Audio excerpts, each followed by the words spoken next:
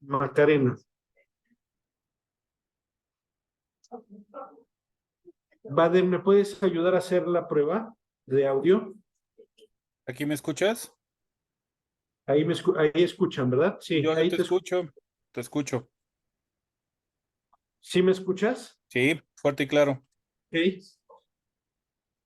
Ok.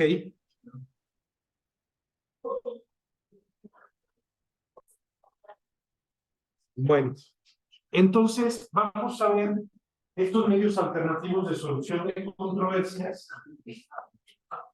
En algunos casos pueden ser previos al conflicto, en otras ocasiones pueden ser durante el proceso judicial, y también hemos visto que la mediación puede ser también al final, cuando vamos a ejecutar la sentencia. Entonces, el día de hoy vamos a abrir con uno de estos tres medios alternativos de solución de controversia. Se encuentra con nosotros Macarena. Macarena, y ahorita doy el nombre del otro profesor. Macarena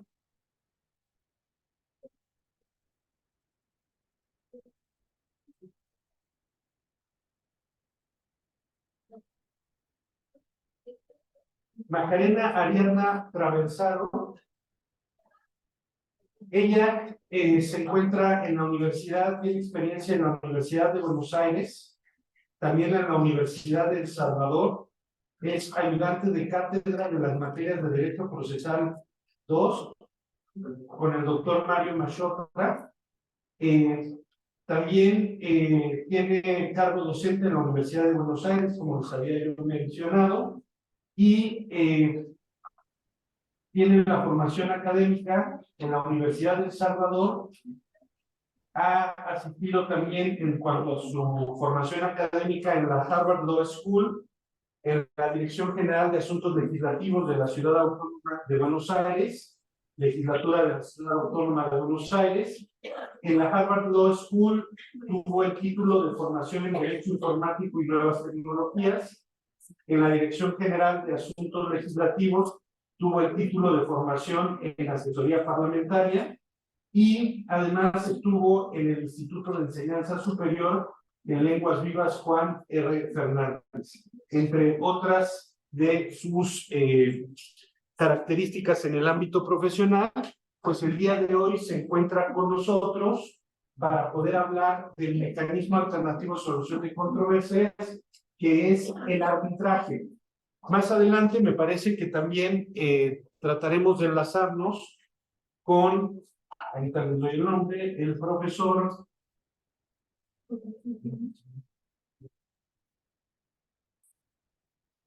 Carlos Guaya.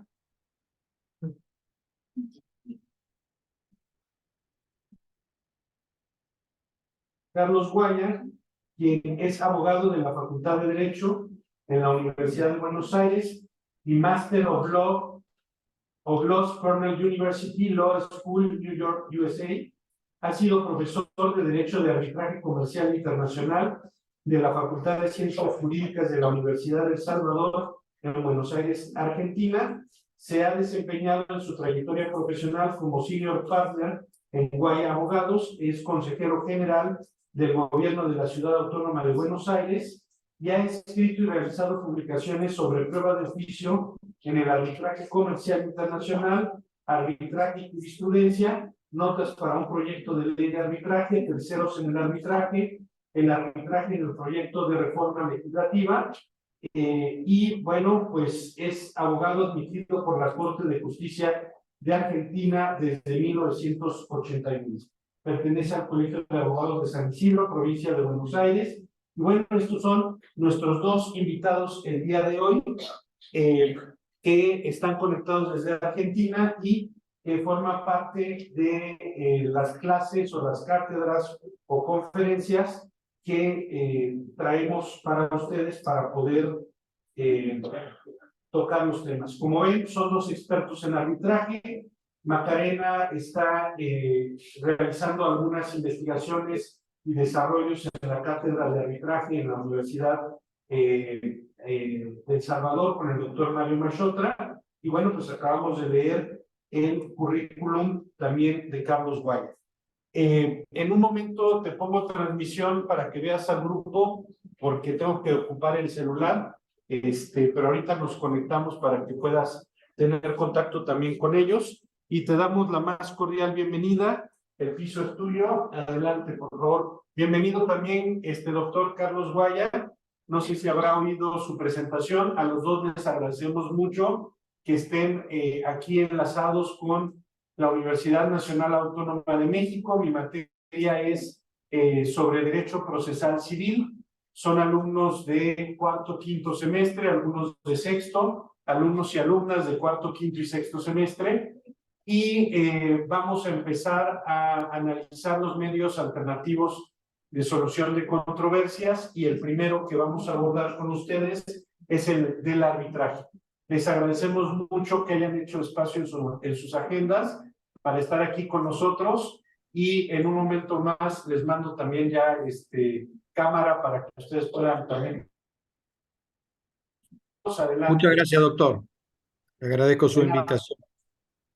Es un honor estar acá acompañando a mi apreciada alumna Macarena Traversaro. Es un gusto tenerlos a ambos. Pues adelante, tienen habilitados los controles si quieren presentar o utilizar el PowerPoint. Adelante, por favor.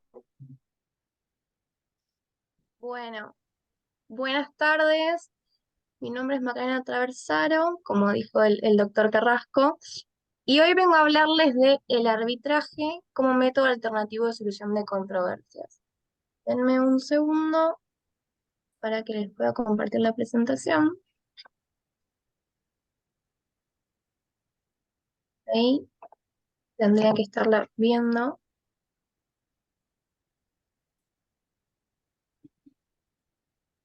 Bueno, doctor Carrasco, cuando diga, comenzamos. Adelante, ya vemos. Bueno, primeramente,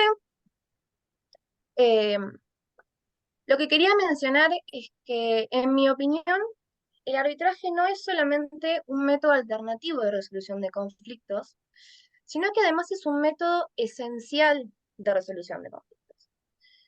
Baso mi opinión en un edicto imperial que data del Imperio Romano Germánico de Maximiliano I de Habsburgo, que en 1508 decía lo siguiente: nadie está mejor calificado para juzgar las controversias de los comerciantes y su comercio que otros comerciantes expertos.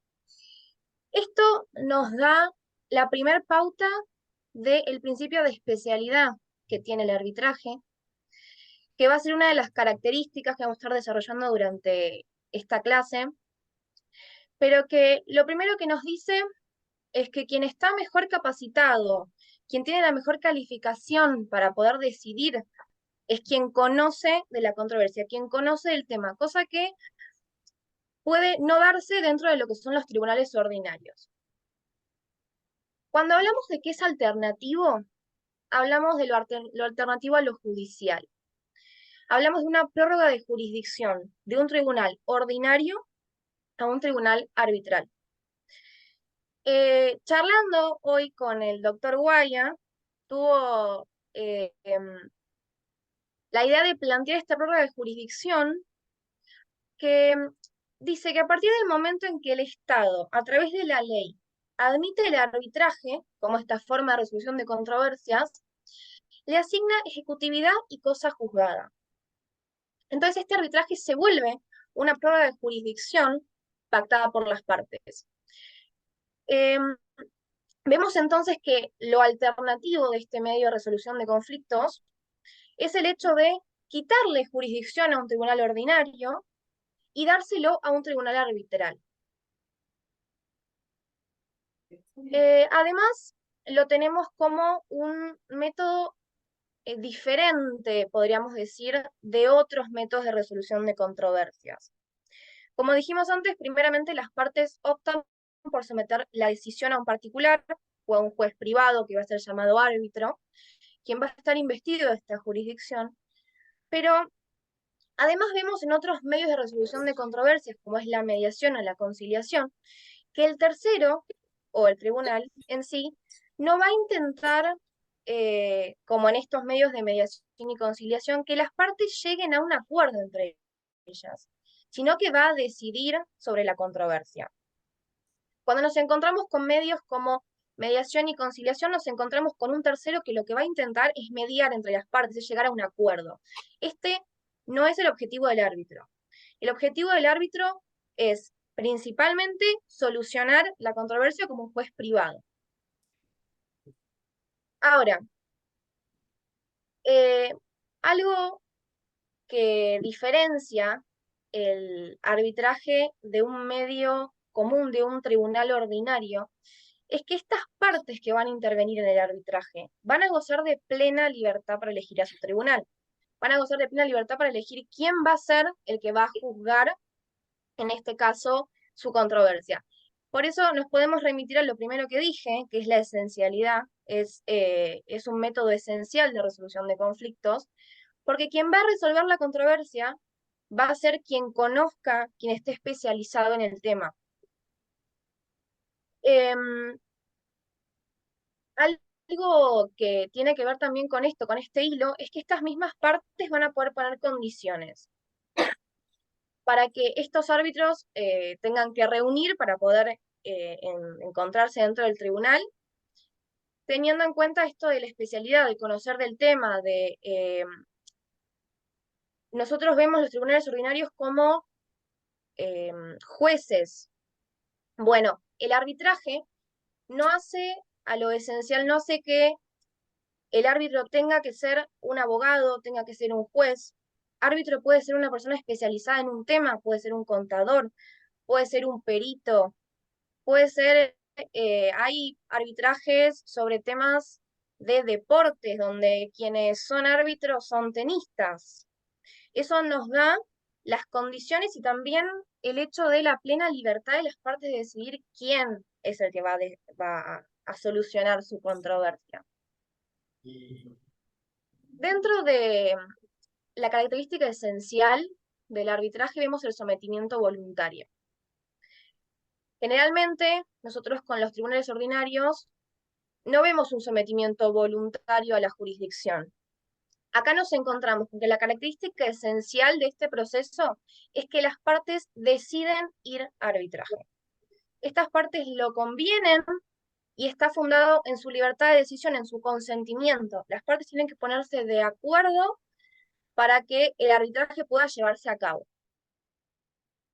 Además, tenemos que el arbitraje es un método adversarial. Cada una de las partes va a plantear su pretensión a este tercero, que va a ser el árbitro, que lo que va a tener que hacer es atribuir razón a alguno de ellos a través de un laudo donde va a plasmar su decisión. Cuando hablamos de tribunales ordinarios hablamos de sentencias. Cuando hablamos de tribunales arbitrales hablamos de laudos. Vamos a ver acá que la carga de la demostración del derecho y de los hechos va a correr en cabeza de las partes. Y los árbitros lo que van a tener que hacer es resolver según lo que las partes puedan acreditar. El derecho en estos casos debe ser probado. En el caso de que se trate de derecho local, a los árbitros se les reconoce la facultad de iure novit curia, que es el hecho de pronunciarse sobre el derecho con su propio conocimiento del mismo. Pueden estos tener su propia visión o interpretación del derecho para resolver dentro de la controversia. ¿Cuáles son las ventajas del proceso arbitral? La especialidad, la autonomía de la voluntad, la confidencialidad, el menor tiempo y la flexibilidad. ¿Por qué la confidencialidad? Porque nos encontramos ante procesos que van a conocer únicamente las partes. Por lo menos en Argentina nosotros tenemos el principio de publicidad dentro de los tribunales ordinarios, que dice que, excepto en casos muy específicos, cualquier persona puede conocer sobre la causa. Mismo entrando a las páginas del Poder Judicial, uno puede buscar la jurisprudencia.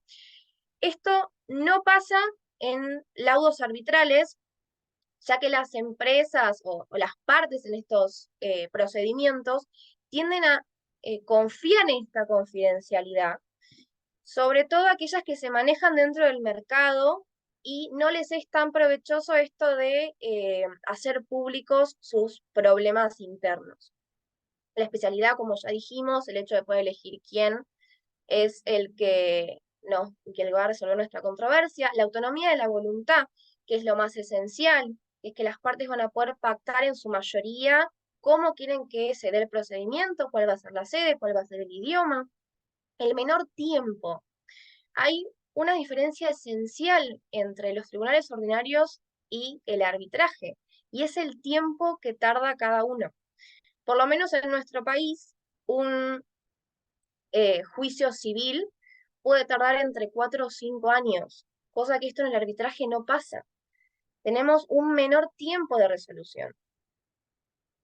Y también hablamos hoy justamente con el doctor Guay del tema de la flexibilidad, tanto de la autoridad de los árbitros para manejar el proceso, porque no es como en los tribunales ordinarios que tenemos un código procesal, un código de procedimiento que nos dice qué hacer, cuándo hacerlo, cómo hacerlo, sino que tenemos árbitros que tienen más flexibilidad, más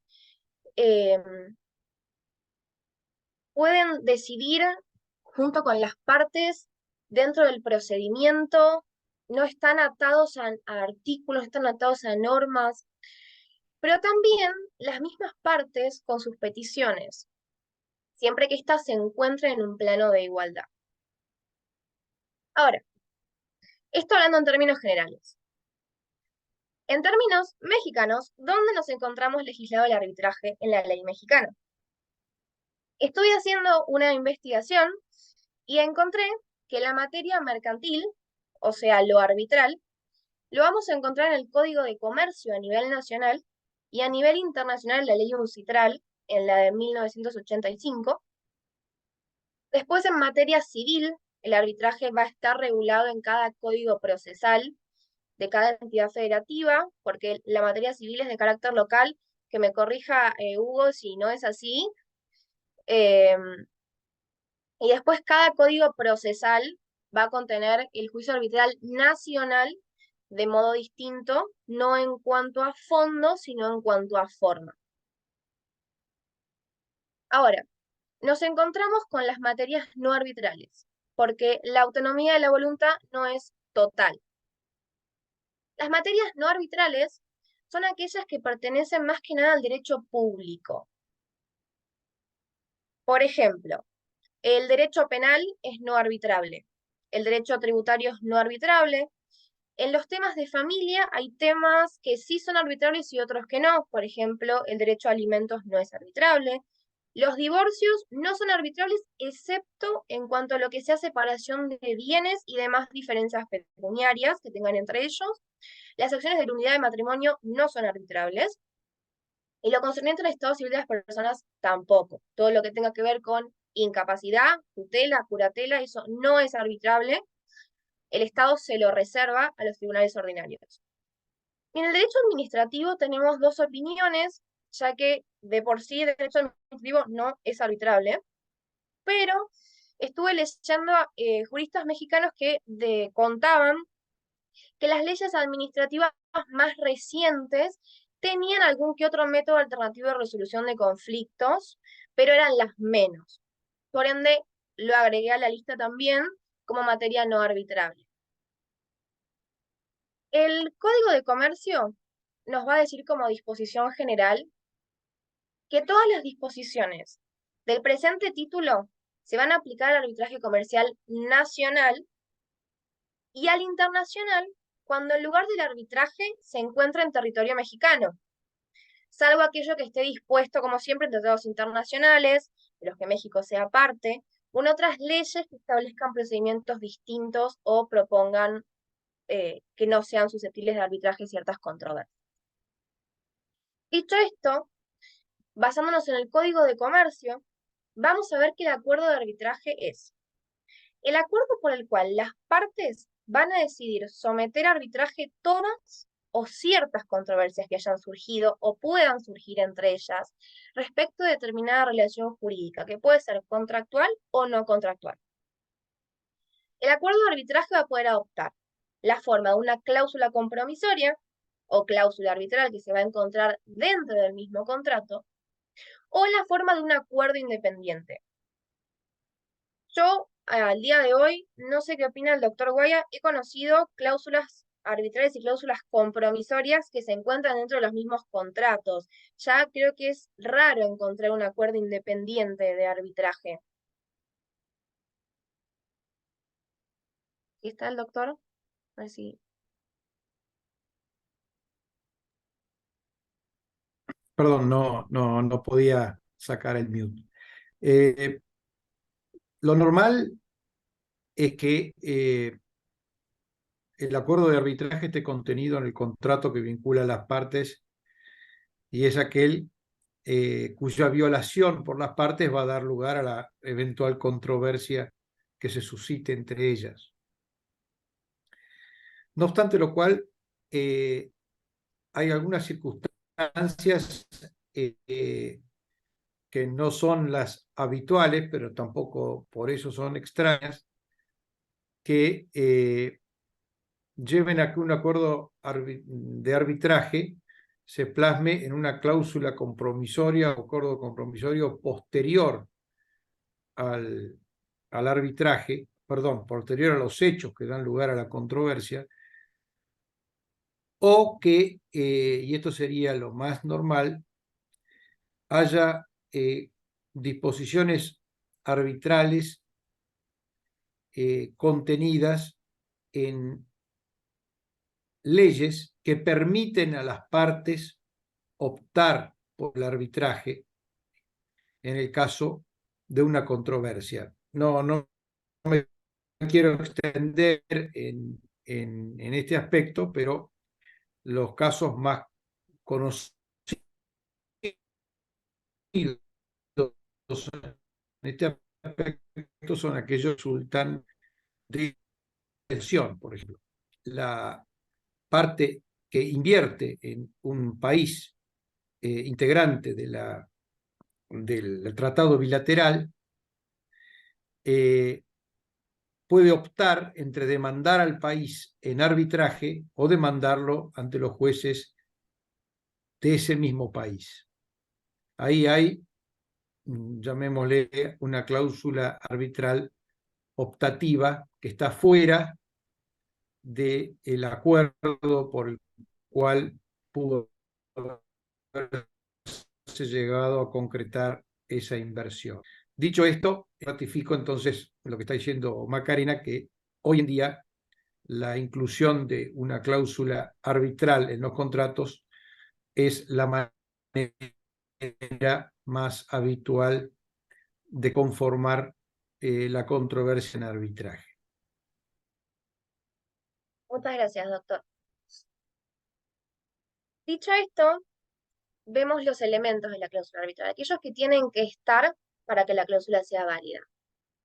Nos vamos a encontrar con la delimitación de las partes, la designación de los árbitros, cómo van a ser designados, qué cantidad de árbitros, el derecho aplicable, la sede, vamos a delimitar las controversias y vamos a llevar a arbitraje todas o algunas de las controversias que sean entre las partes y el idioma. Hay elementos que pueden ser subsanados y hay elementos que no pueden ser subsanados. Entraría en este caso en las cláusulas patológicas, pero podría estar tranquilamente toda la noche hablando de cláusulas patológicas, pero en un resumen nos podemos encontrar con estas cláusulas a las cuales le faltan elementos, las cuales vamos a llamar cláusulas patológicas.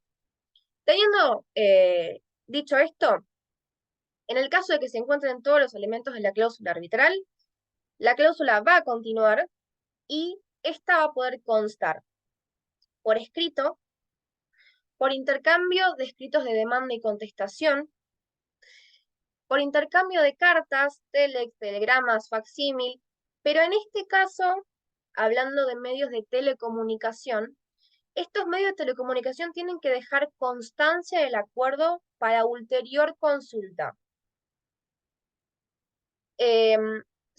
hubo una duda hace poco dentro de la investigación que estábamos haciendo sobre si el WhatsApp era un medio en el cual constaba el acuerdo de arbitraje. La realidad es que según la ley uncitral sí, porque mientras uno pueda volver a ese mensaje, a esa comunicación que se dio entre las partes, donde dan su consentimiento, técnicamente podríamos entender como realizada la cláusula arbitral. También, como explicó el doctor hace un rato, podemos tener un contrato que haga referencia a otro contrato en el cual se posea una cláusula arbitral, siempre que en este contrato se haga referencia a que se encuentra alcanzado uno o el otro. Y el último es verbalmente, siempre que quede constancia. Yo esto tampoco, hoy justamente hablé esto con el doctor, yo no conozco cláusulas arbitrales verbales, pero la ley las permite y las da como totalmente válidas siempre que quede constancia de esto para que se pueda consultar posteriormente. El mismo Código de Comercio me da el pie para hablar de separabilidad de la cláusula arbitral y el mismo principio competence-competence. Entonces, nos vamos a encontrar con el artículo 1432, que va a hablar de este principio que dice básicamente que el tribunal arbitral va a estar facultado para decidir sobre su propia competencia, incluso sobre las excepciones relativas a la existencia o a la validez del acuerdo de arbitraje. ¿Cuál es la finalidad de este principio competence-competence? El hecho de que el tribunal arbitral pueda decidir sobre su jurisdicción. Nos vamos a encontrar con que sería totalmente innecesario tener que ir a un tribunal ordinario, perder tiempo para decidir si una cláusula es válida y un tribunal posee jurisdicción. Iría en contra de lo que es la esencia del arbitraje. Como dijimos, es el menor tiempo, es la flexibilidad.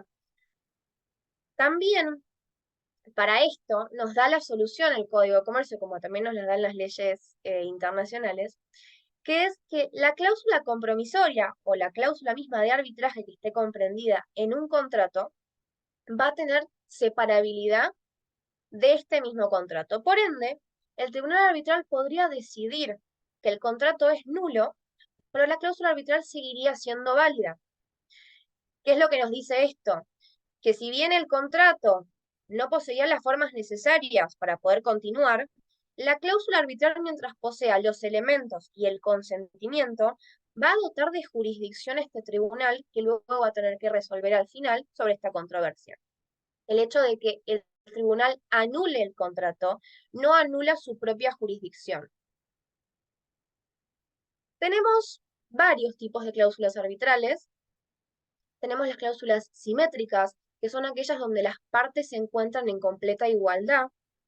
Tenemos las asimétricas, que por oposición son aquellas en las cuales una parte se encuentra más beneficiada que otra. Tengamos siempre en cuenta que el arbitraje está basado en el consentimiento. Por ende, cualquier tipo de cláusula arbitral que las partes decidan, son estas mismas las que se ponen en la posición. Por ende, hay un completo consentimiento de las partes de que una tenga una opción mayor que la otra. Una cláusula asimétrica, por ejemplo, es aquella en la cual le permite a quien reclame decidir si quiere ir a arbitraje o quiere ir a un tribunal ordinario, pero no le permite a la otra parte decidir si quiere ir a arbitraje o quiere ir a tribunal ordinario. Le va a decir que el reclamante decide, pero la otra parte solamente va a poder ir a arbitraje o solamente va a poder ir a tribunal ordinario. Esto me da pie para hablar de la cláusula de opción bilateral.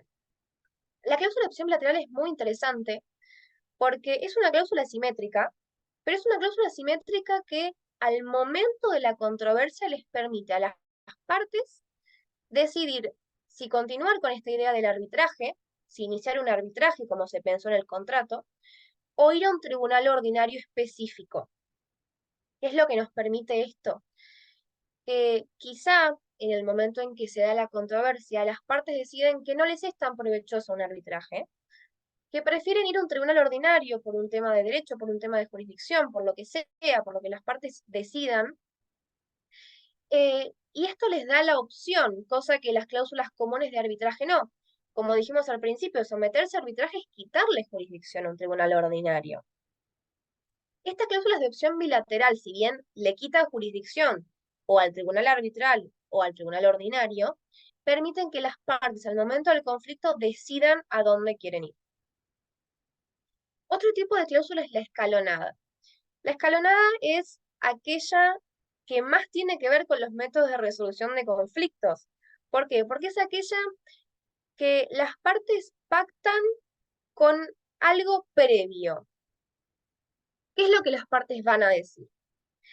Que dan consentimiento para ir a arbitraje, pero antes de que se dé este arbitraje, las partes van a tener que ir a una negociación o a una mediación donde van a poder especificar los plazos, van a poder decir que antes de que se inicie el arbitraje, tienen que negociar durante 30 días, tienen que ir a mediación, tienen que sentarse y ver si pueden resolver los conflictos antes de iniciar un proceso. Las cláusulas escalonadas a nivel internacional están vistas como de admisibilidad o como de jurisdicción.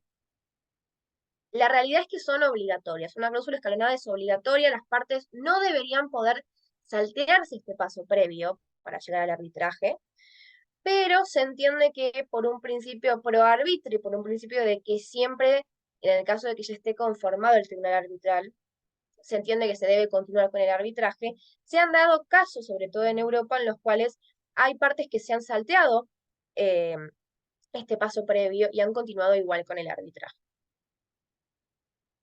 Esto es un ejemplo para que vean los elementos de la cláusula, es un ejemplo del Colegio de Abogados de Rosario, una provincia argentina, donde plantea que toda cuestión que se suscite entre las partes, por cualquier motivo en relación con este contrato, incluyendo otras cuestiones como validez, interpretación, alcance, cumplimiento, resolución, o asimismo reclamos que dieran lugar al incumplimiento, ahí estamos determinando qué controversias y lo que deciden las partes, lo va a resolver el Tribunal de Arbitraje del Colegio de Abogados de Rosario. Determinamos quiénes son los árbitros. Y después dice, de acuerdo con el reglamento y las normas complementarias aplicables al arbitraje de derecho aprobados por la institución, que las partes dicen conocer. Ahí determinamos la sede, el derecho aplicable y el consentimiento, porque a lo último las partes declaran conocer que el derecho que se va a aplicar a la cláusula es aquel derecho que ellas están de acuerdo con aplicar. Dentro de el Código de Comercio de México, diferenciamos lo que es el arbitraje nacional del arbitraje internacional. Nos va a decir que el arbitraje internacional va a ser cuando las partes tengan sus establecimientos en países diferentes, tengan en cuenta que estamos hablando de materia comercial, donde podemos estar teniendo una empresa que tiene un proveedor en China, que tiene un proveedor en la Unión Europea, que se le ocurre hacer un tratado de inversión e invertir en un país que no es el propio. Por ende, siempre que las partes se encuentren en establecimientos diferentes, podemos hablar de arbitraje internacional. En otros casos estaríamos hablando de arbitraje nacional y nos regiríamos, como dije antes, por las leyes de procedimiento civil de cada uno de los estados. O también cuando en lugar del cumplimiento de una parte sustancial de las obligaciones, se encuentre estrechamente relacionado con otro país, que no sea México, o se encuentre situado fuera de este país. Como dijimos antes, uno de los elementos de la cláusula arbitral es determinar la sede. El artículo 1436 del Código de Comercio nos dice que las partes van a poder determinarla libremente donde deseen. Pero en el caso de no haber acuerdo al respecto, acuérdense lo que dije recién sobre cuándo es internacional, hablando de obligaciones, hablando de dónde se encuentran situados, el tribunal va a poder determinar el lugar del arbitraje atendiendo a las circunstancias del caso, dónde se encuentra el objeto, cuál es la resolución que tengan que dar, inclusive la conveniencia de las partes también. ¿Dónde se encuentran las partes? ¿Cuáles son los países? Si bien la sede del arbitraje es algo esencial para que la cláusula no sea patológica, el Código de Comercio le permite al tribunal determinar cuál podría ser la sede que las partes hubieran elegido en el caso de que no lo hubieran omitido. Luego tenemos el idioma. Nos podemos encontrar dentro del arbitraje, al ser tan global, que alguna de las partes no habla español. Entonces, podemos determinar el idioma del arbitraje, tanto en el español como en el inglés, como en el francés. Las partes van a acordarlo de forma libre. Los idiomas que las partes decidan para este arbitraje van a ser las que van a tener que utilizarse durante todas las actuaciones arbitrales. Generalmente, cuando alguno de los dos países habla inglés, se tiende a elegir el inglés por ser universal. Cuando hay dos países que ninguno de los dos es de habla inglesa, también se tiende a elegir el inglés, más que nada porque todos tendemos a conocer ese idioma, más que el español o el francés o cualquiera de los otros, o realizar un arbitraje en idioma chino. Luego vemos lo que es el derecho aplicable. Como vimos en la cláusula arbitral anterior, el tribunal va a tener que decidir en conformidad con las normas de derecho elegidas por las partes. Si las partes no indican la ley que debe regir el fondo del litigio, el tribunal arbitral va a tener que tener en cuenta la sede y las conexiones del caso. Teniendo en cuenta esto, va a determinar el derecho aplicable, porque la realidad es que sobre algo hay que decidir, sobre algún derecho hay que decidir. Entonces, se entiende que si las partes decidieron que la sede fuera Argentina, el derecho aplicable que las partes desearían utilizar sería el argentino. Puede que no, puede que la sede les convenga por un tema geográfico, pero el derecho sea de otro país. Eso entra dentro de la libertad de estas partes, de poder decidir cada uno de los elementos de la cláusula. El derecho aplicable no está atado a la sede. Podemos encontrarnos con una sede en Argentina y un derecho aplicable de Paraguay o un derecho aplicable de Estados Unidos. Luego tenemos las decisiones del procedimiento. Cuando nosotros vamos a los tribunales ordinarios nos encontramos con códigos que nos dicen cuáles son los plazos, cómo tiene que darse la presentación de la prueba, cómo hay que citar a los peritos, cómo se citan los testigos, cuántos, cómo, dónde, en qué audiencia. Esto el arbitraje no lo tiene. ¿Por qué? Porque el arbitraje tiende a la autonomía de la voluntad de las partes, a la libertad. Y esto entra también en el procedimiento. Las partes van a tener la libertad para convenir el procedimiento al que se ajuste el tribunal arbitral. Siempre teniendo en cuenta ciertas excepciones, como es la renuncia a recursos, ¿no? Ahora, dijimos durante todo el PowerPoint que el tribunal arbitral tenía jurisdicción para decidir sobre la controversia, que el objetivo del arbitraje era la resolución del conflicto, pero tenemos un arbitraje en el cual las partes consiguen que este tribunal laude a favor de una o a favor de la otra, pero nos vamos a encontrar con que esa decisión va a quedar en el aire. ¿Por qué? Porque en alguno de los dos países vamos a tener que ejecutarla. Para la ejecución del laudo o de medidas cautelares, cosa que también daría para una conferencia entera en el caso de medidas cautelares, pero bueno, tengamos esta regla general que en el caso de la ejecución del laudo o de alguna medida cautelar, la parte va a tener que concurrir a los tribunales estatales. Va a ser el juez del tribunal ordinario el que ejecute el laudo cómo ejecutaría una sentencia extranjera. Los árbitros van a ejercer la jurisdicción durante todo el proceso. Eso no les quita jurisdicción. Pero sin embargo, no van a gozar del atributo de los jueces para poder ejecutar en un país extraño este laudo. Lo que les falta a los árbitros va a ser este poder de coerción sobre las partes, el hecho de obligarlas tanto en las medidas cautelares como en las ejecuciones de los laudos, sobre todo entre las partes y en terceros. Por ende van a tener que encontrarse en tribunales ordinarios que van a ser aquellos los que se encarguen de ejecutar este laudo o de ejecutar esta medida cautelar que se haya pedido durante el proceso.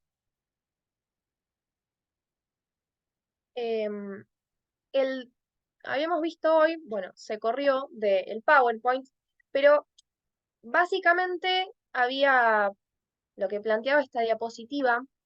Vamos a dejar de compartirla. Lo que planteaba esta diapositiva era que nos encontramos con dos recursos. Un recurso de apelación y un recurso de nulidad. En el caso del recurso de apelación, las partes van a tener la posibilidad de recurrir este laudo.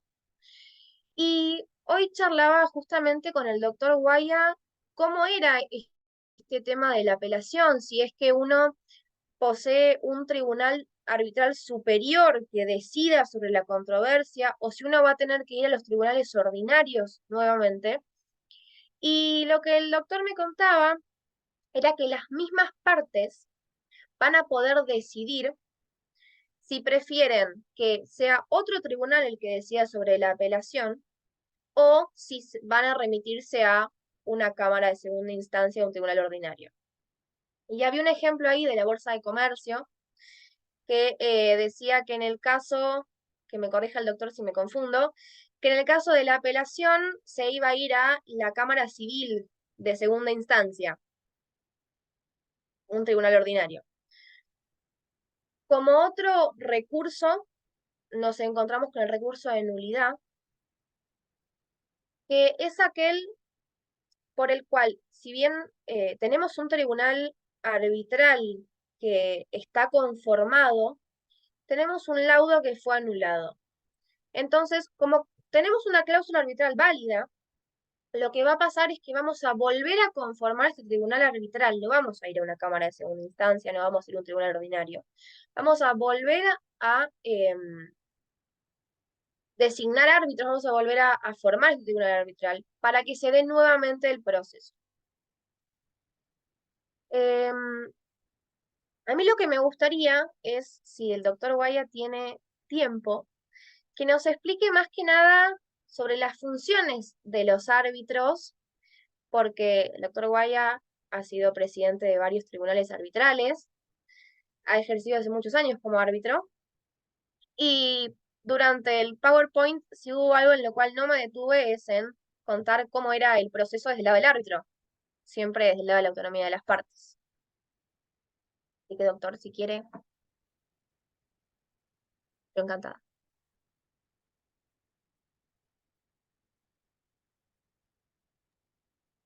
Sí, con el permiso del doctor Carrasco, por supuesto. ¿Me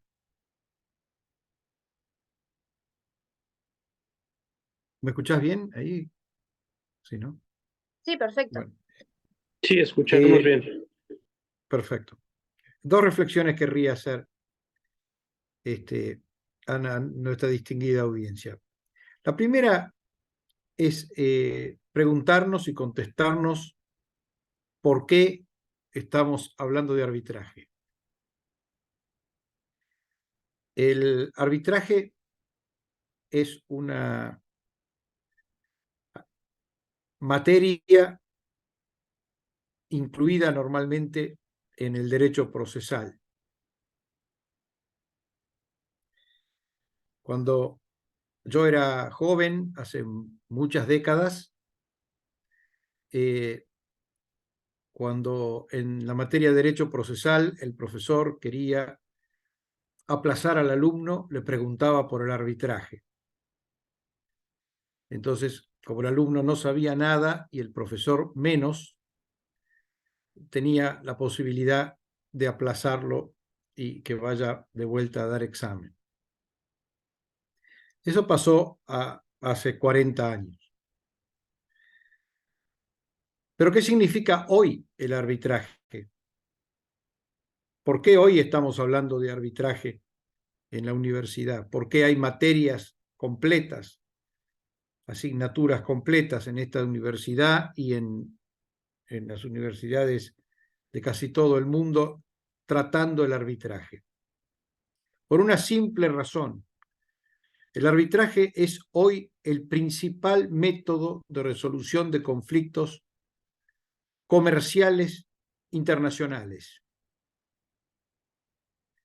De eso ya no cabe ninguna duda, al punto que no hace muchos años un tribunal inglés llegó a sostener que la ausencia de una disposición arbitral en un acuerdo internacional entre comerciantes amontaba prácticamente al equivalente de una mala praxis. Hoy a nadie se le ocurre en un contrato internacional, es decir, aquellos que involucran comerciantes de dos nacionalidades, pactar los tribunales de una de ellas.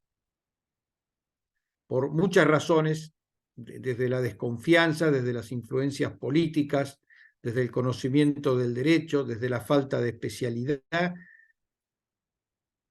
Es infinita las razones, pero hoy estamos estudiando arbitraje porque es la principal forma de resolver los conflictos.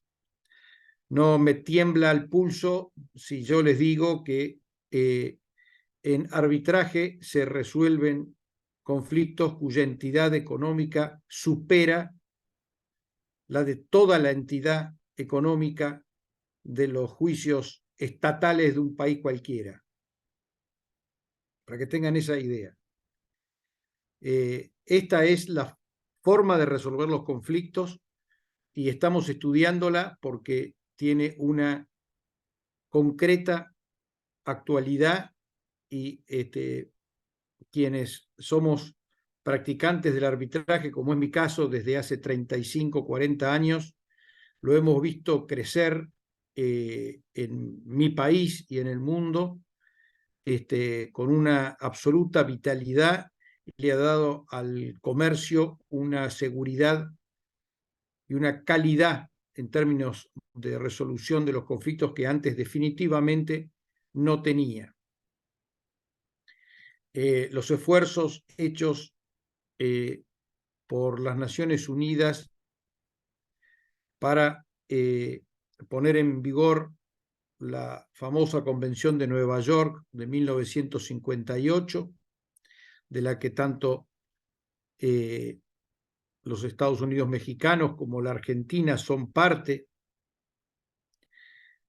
signataria y usuaria, es la mejor demostración. Los que analizan el derecho internacional público sostienen que la Convención de Nueva York es una de las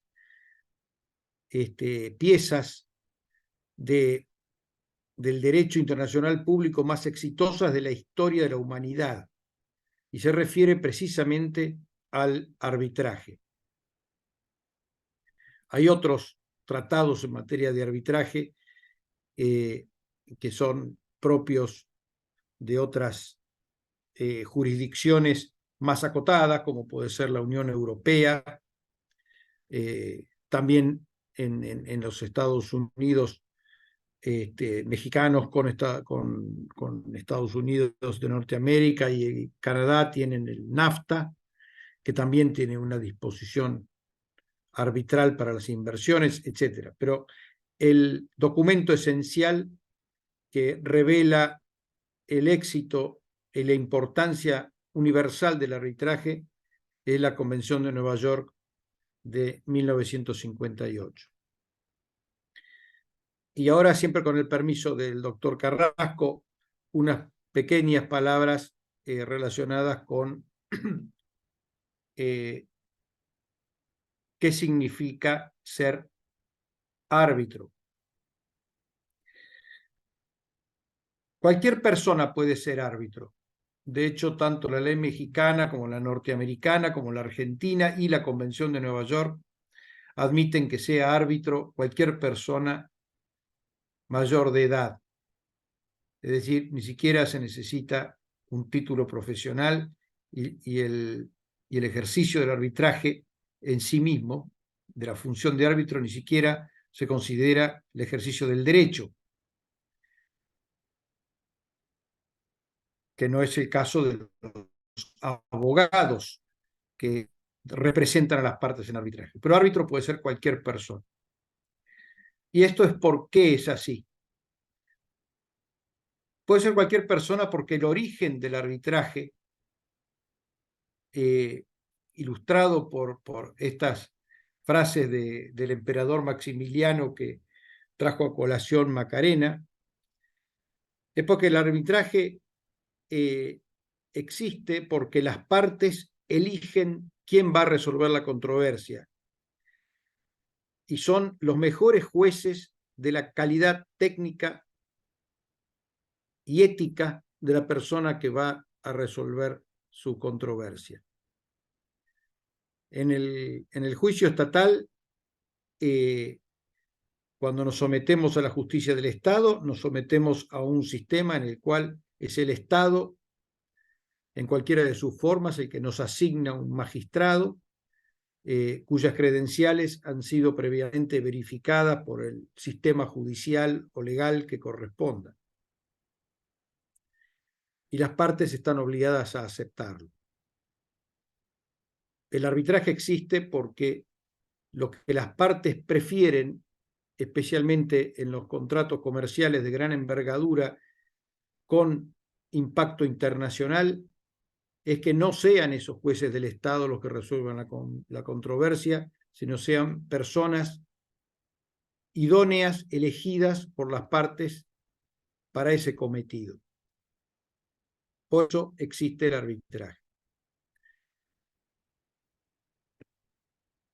Yo he sido árbitro en innumerables casos nacionales de mi país e internacionales, y encuentro a la actividad particularmente fascinante y desafiante. La cantidad de arbitrajes que se suscitan en el mundo son muchos y la necesidad de buenos árbitros también va creciendo con el tiempo. El árbitro en general no tiene un código de procedimientos como tenemos los abogados cuando actuamos en la justicia del Estado. Los árbitros tenemos la obligación de conducir el proceso de una manera equilibrada, de manera que cada una de las partes tenga una razonable oportunidad de presentar su caso, que es el imperativo, por otra parte, de las leyes modelo, como la UNCITRAL, que ha sido seguida por México en el Código de Comercio. Esa es una gran diferencia que hace que el árbitro tenga un contacto más estrecho con las partes, trate de acordar con ellas aspectos procedimentales, plazos, extensión de escritos, cantidad de testigos, cantidad de expertos, forma de interrogarlos, el lugar donde se va a hacer, la presencia o la necesidad de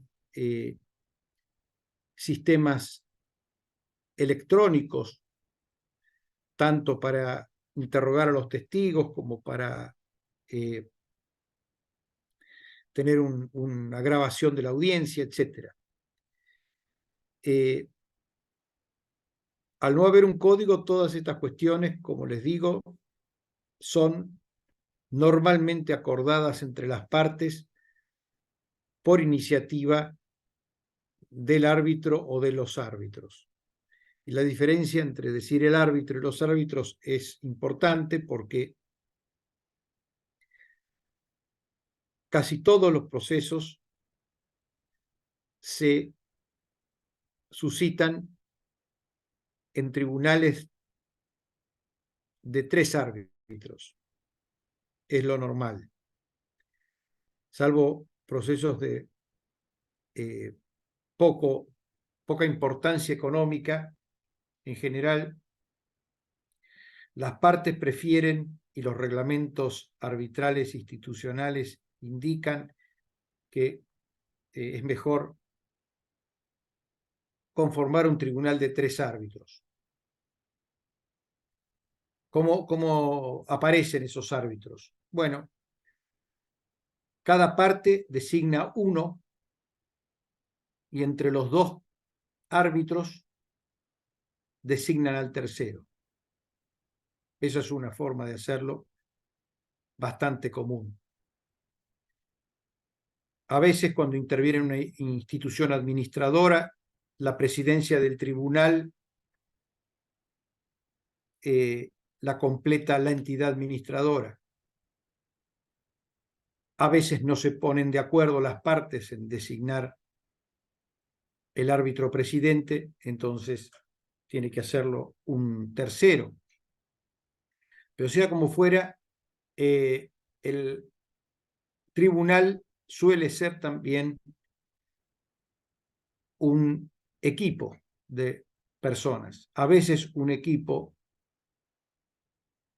multidisciplinario, es decir, con árbitros de distinta formación técnica, y otras veces árbitros que tienen distinta experiencia en la materia del arbitraje o de la costumbre del arbitraje, por llamarlo de alguna manera. Eso hace que quien integre el tribunal tenga que tener una especial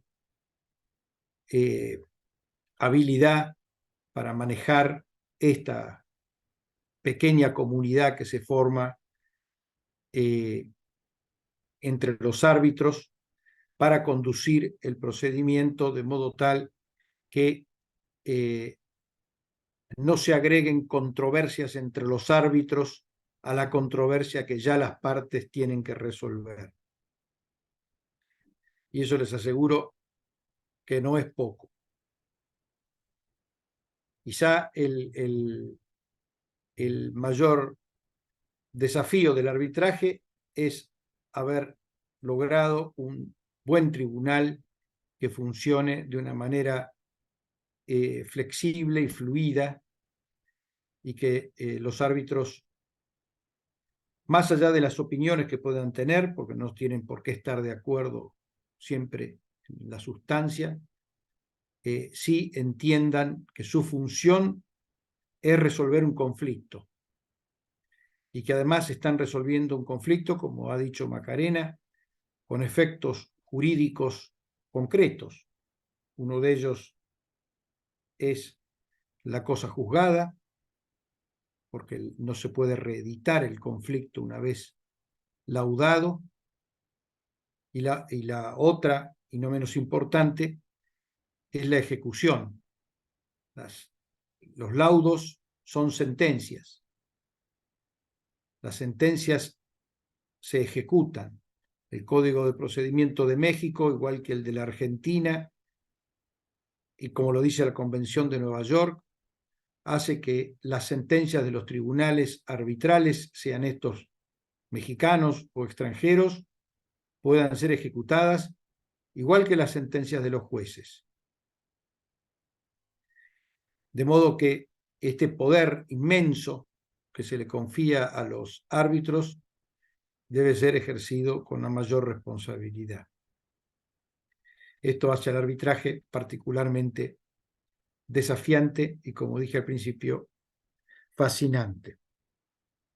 Dicho esto, no querría sacarle más tiempo a Macarena si quiere cerrar, o al doctor Carrasco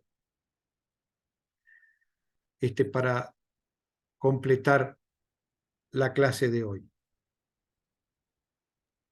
Entiendo que estamos casi en tiempo ya, pero sí me gustaría hacer un breve comentario, agarrando justo lo que usted decía sobre que el arbitraje nos hace también como abogados internacionales, ¿no? Porque tenemos una normativa que está unificada dentro de la ley UNCITRAL.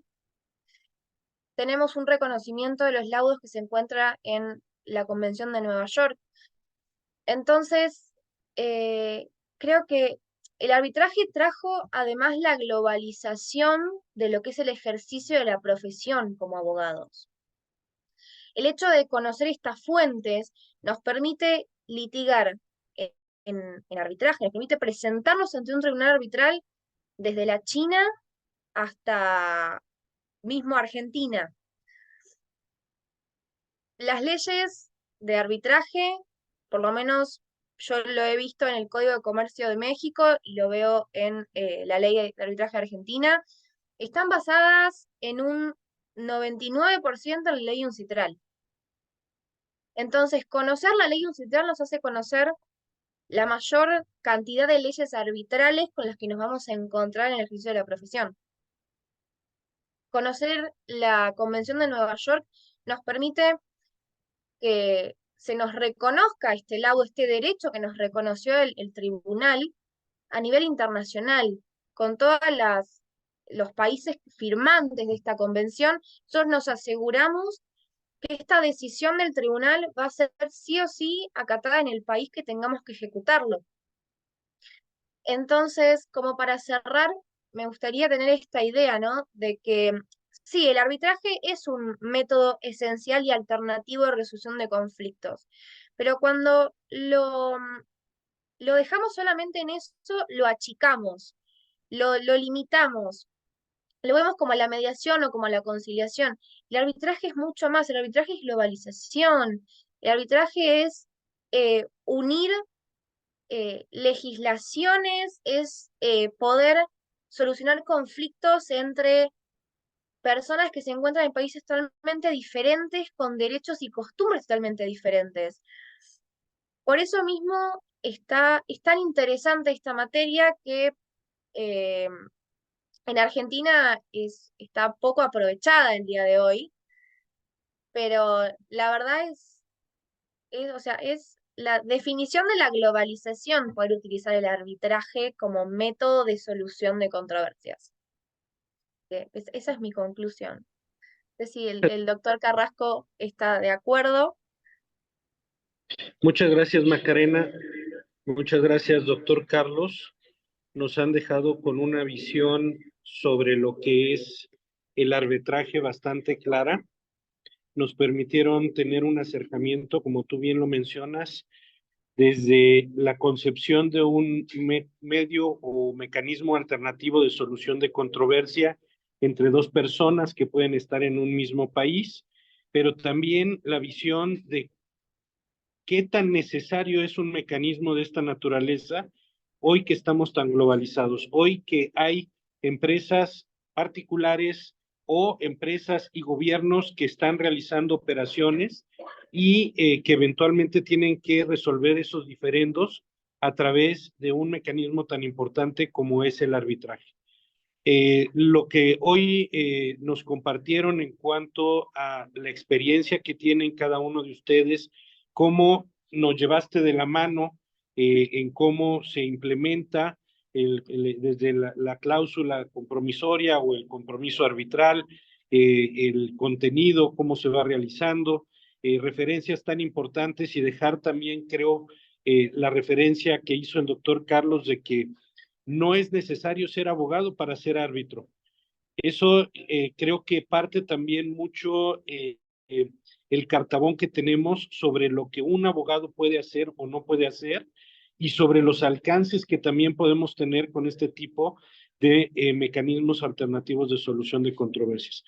En nombre de mis alumnos de la Facultad de Derecho de la UNAM, en nombre propio, les agradezco el que hayan estado aquí con nosotros compartiendo sus conocimientos y sus experiencias. Pedimos tu autorización para poder poner al alcance de mis alumnos tus diapositivas y si ustedes me lo permiten, que pudieran ustedes tener algún tipo de interacción con ellos vía correo o vía mensaje. Ustedes me dirán a qué dirección y a qué correo, si es que hay alguna otra duda que pudiera aquí surgir, o eventualmente el que se fortalezcan también las redes entre profesores y alumnos y académicos e instituciones para que podamos seguir en este mundo globalizado.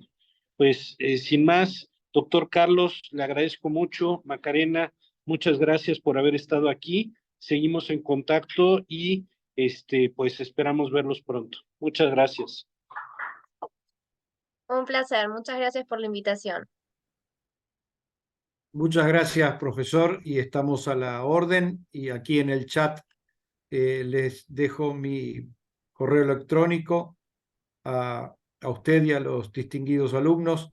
Si algo les puedo colaborar, estoy a disposición. Claro que sí, con muchas gracias. Bueno, pues despídanse. Bueno, Doctor Carlos, adiós y muchas muchas gracias. gracias. Macarena, gracias.